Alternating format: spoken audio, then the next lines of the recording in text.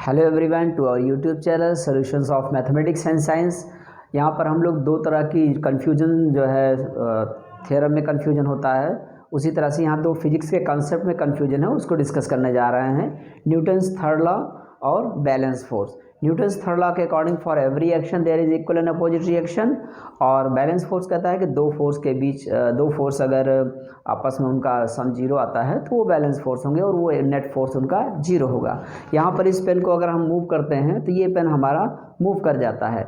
ध्यान से देखिए, न्यूटन्स थर्ड लॉ के अकॉर्डिंग अगर इस पेन को हम पुश करते हैं तो ये पेन हम पर भी उतना फोर्स लगाएगा, इक्वल और अपोजिट फोर्स। और बैलेंस फोर्स कहता है कि दोनों फोर्स का जो सम होगा वो जीरो होगा। इस हिसाब से इस पेन को मूव नहीं करना चाहिए, बट स्टिल मूव कर रहा है पेन। इसके पीछे क्या कारण है? तो सबसे सिंपल कारण इसका यही है कि इसमें एक ऑब्जेक्ट दूसरे ऑब्जेक्ट पर फोर्स लगा रहा है, ना कि एक सिंगल पॉइंट पर फोर्स लग रहा है। ऐसे ही कंसेप्ट के लिए जुड़े रहिए। Thank you.